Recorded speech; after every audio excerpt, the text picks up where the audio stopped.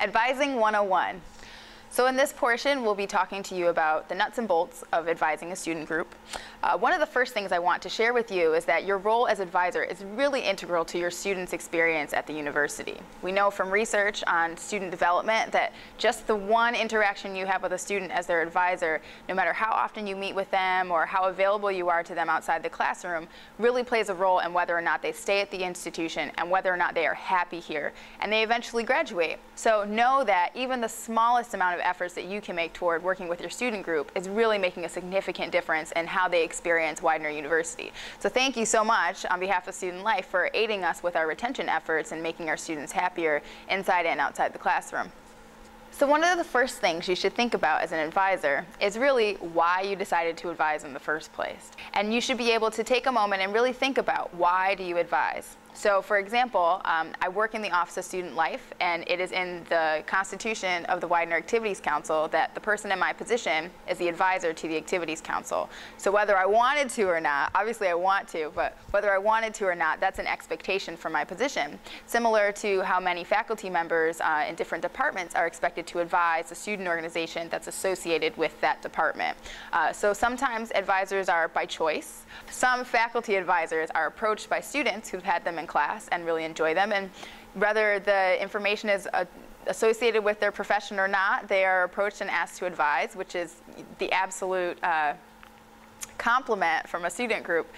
There are also faculty members who've started groups and gotten students involved and kind of have been the driving force behind the organization. So the point is, no matter why you choose to advise a student group, understand that your role is very important.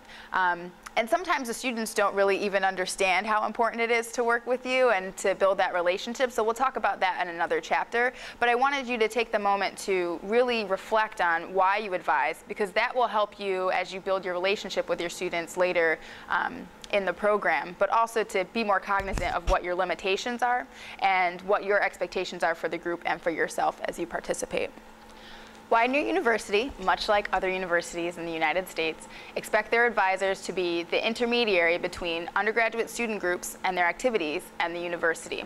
So we have a certain set of expectations for you as the advisor by which we expect you to abide, but some of those guidelines include, we expect your signature to be on all official documents, so any payment request vouchers, any kind of contract that the organization enters into with another group or with a university, we require your signature to be on there. And that's really just to make sure that we know that you have understood what the group is involved with.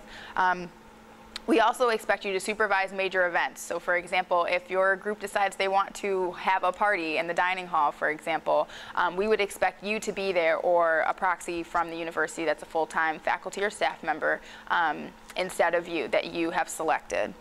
We also expect you to provide expertise based on your subject matter. So if your students are working with the television station and you have a background in television producing and that's why you're advising this group, we really expect you to advise them to the best of your ability on best practices and their safety and ways to make sure that they're operating ethically as an organization. We also expect student organization advisors to provide assistance with risk management for undergraduate events and activities, and also fiscal management. So make sure that during the year, you're really doing a good job of making sure your treasurer of your group, or if you handle the money, that you are keeping very good records so that you are practicing sound fiscal management. The risk management part is really, really important. We can't be at every event all year, so we really rely on our faculty and staff advisors to be the eyes and ears of the university as you plan programs for the semester. So one example I like to use during training is that if a student group normally does things like a bake sale, that's got minimal risk. I mean, the only thing you'd really have to worry about is food poisoning or something like that. So hopefully everybody's baking everything to temperature and we're doing things we're supposed to do. Say, for example, your group decides to do something kind of off the edge and says that they want to do drag racing in the middle of campus property, for example. That probably to you and me sounds like a really bad idea, but I've heard students say things like this and they're totally gung-ho about it and they're excited. So it would be your role as the faculty advisor to, stop them and say, okay, have we thought about the risk involved with doing this kind of activity on campus? Have we thought about how much money it would cost? Have we contacted campus safety to think about if this is even feasible? Did you pick a day of the week or did you pick a weekend? Things like that. Sometimes our students get really excited, which is great, and we encourage that, but we as faculty and staff members need to remember to reel them in to keep them in mind of safety. One document you should reference, or page in the manual that you could reference related to the Advisor 101 section, there's a wheel, and it goes through different descriptions of roles that an advisor could play based on working with the student organization.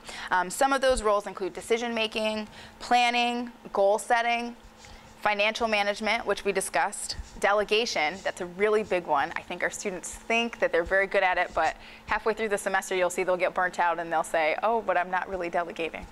So that's a big one, no matter where the student group is in their development. Conflict management, which is something we can talk about a little bit later, and then also communication skills. So as we reflect back on what I had you do earlier in this segment, I asked you to self-reflect on why you advise. It's really important that you take that into consideration as you're working with the group, because if they ask you to manage a conflict for them, and that's something that you really are not comfortable doing because this is not what you really signed up for, you need to make sure that you're communicating effectively with the group so they know that you have boundaries in that area and they can try to work on that themselves or come to Student Life and we can help them out with that.